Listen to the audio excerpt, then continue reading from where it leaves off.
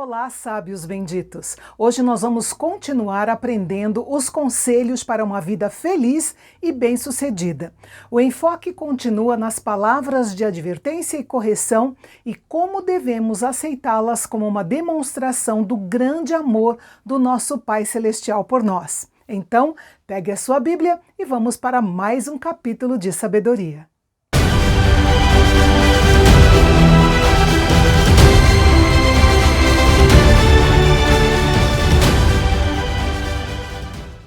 Os filhos sábios ouvem as instruções dos pais, mas o escarnecedor é tolo o suficiente para rejeitar qualquer repreensão.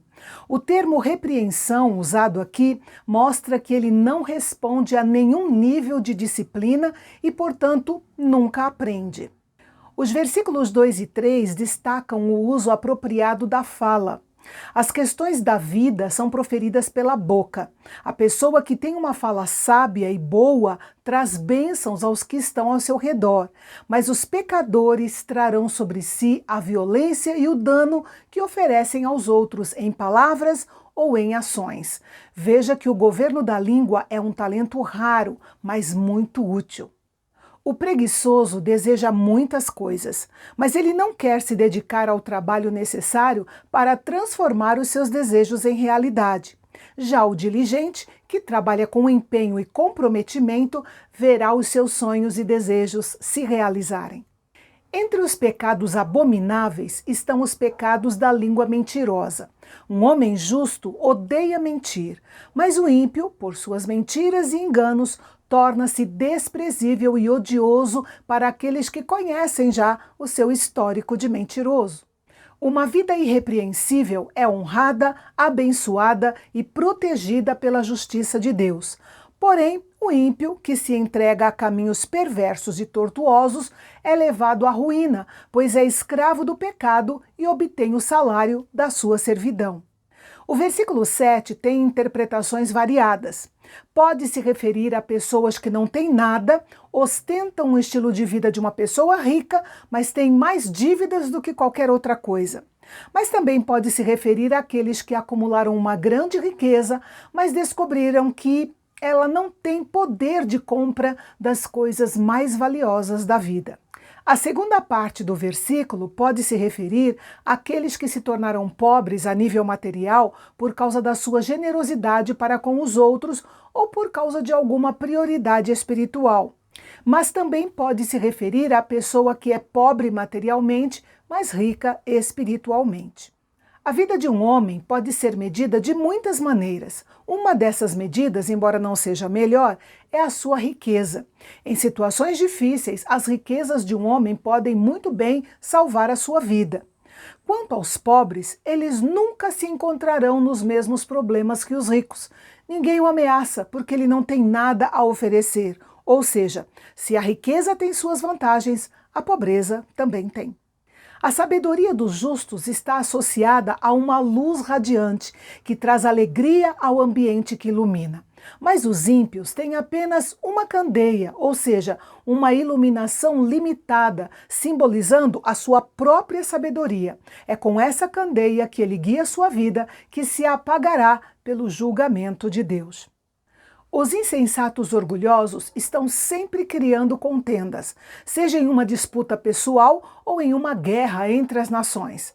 Mas o homem bom sabe que ainda há muita coisa a aprender, por isso ouve e recebe conselhos, fazendo da vida diária uma oportunidade para aprender e ser mais sábio. As riquezas obtidas pela desonestidade não são permanentes porque a bênção de Deus não está sobre elas. Porém, quem ajunta com seu trabalho árduo, pouco a pouco obterá algo digno e duradouro, porque com a bênção de Deus virá a prosperidade. O versículo 12 descreve bem os vários desapontamentos humanos que levam o coração a fraquejar ao ponto de desanimar. As pessoas só conseguem suportar a frustração por um certo tempo. É preciso ter incentivo para continuar. Mas quando o desejo da esperança é finalmente satisfeito, traz nova vida à alma e um novo impulso para viver. Este princípio nos lembra que vale a pena suportar o sofrimento pela alegria da realização. Os versículos 13 a 16 mostram o valor da palavra de Deus. Há apenas uma fonte de vida, mas há muitas armadilhas de morte. Compreender e obedecer à palavra de Deus é como uma fonte de vida que manterá a pessoa longe das muitas situações destrutivas, tanto espirituais quanto materiais. Aqueles que desprezam e rejeitam a palavra de Deus deixam evidentes a sua loucura e a sua falta de prudência. Eles encontram muito mais obstáculos e dificuldades em seu caminho e recebem menos ajuda das outras pessoas. É provável que o versículo 17 se refira a algum oficial do governo encarregado de uma missão. Nos tempos antigos, os mensageiros tinham um papel muito importante. Eles tinham de ser diligentes e fiéis. Um mensageiro mau e imprudente, em vez de resolver, poderia complicar ainda mais a situação. Mas o mensageiro fiel levava a solução, suavizava os sentimentos dos feridos, trazia harmonia e, em geral, era muito bem sucedido.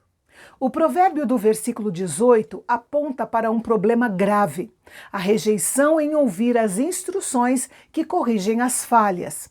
Quem não quer ser corrigido permanecerá nos seus erros e nunca aprenderá com eles. Isto muitas vezes leva à pobreza e à vergonha.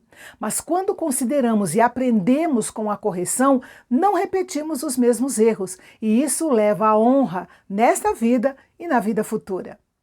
Quando os nossos desejos são realizados, especialmente quando são realizados através do trabalho árduo, disciplina e sacrifício, isso traz grande satisfação para a alma.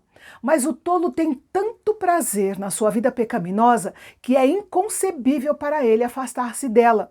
Isto mostra que o mal e a loucura estão profundamente ligados à alma da pessoa.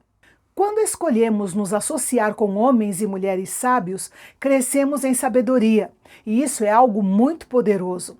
Já o companheiro do tolo são os tolos, e a escolha dos seus companheiros prova sua loucura e mostra o seu destino, a destruição.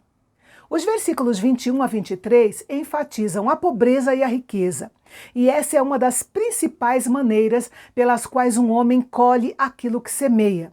As duas situações estão ligadas diretamente à bondade e à iniquidade, respectivamente. Para os israelitas, a pobreza era considerada maldição, enquanto as riquezas eram sinal da bênção divina. A disciplina adequada para uma criança vem tanto da sabedoria quanto do amor. Esse provérbio é baseado em algumas suposições. Primeiro, que o lar é a unidade social básica para a transmissão dos valores. Segundo, que os pais devem ter valores absolutos. Terceiro, que a insensatez está ligada ao coração da criança. E quarto, que em alguns momentos serão necessários mais do que palavras para desalojar essa insensatez do coração da criança.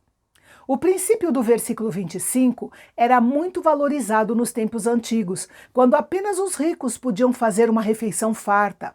Mas a bênção de Deus sobre o homem justo traz fartura, não apenas na sua mesa, mas também na sua alma.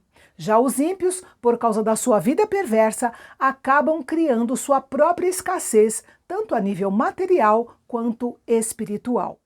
E no nosso próximo encontro, nós vamos ver o contraste entre a sabedoria e a loucura. Esse conhecimento nos ajudará a entender por que algumas pessoas são bem-sucedidas enquanto outras estão na estrada da autodestruição. É amanhã, aqui no Canal Bendito, o canal de Fala Fácil, onde a teologia é para todos.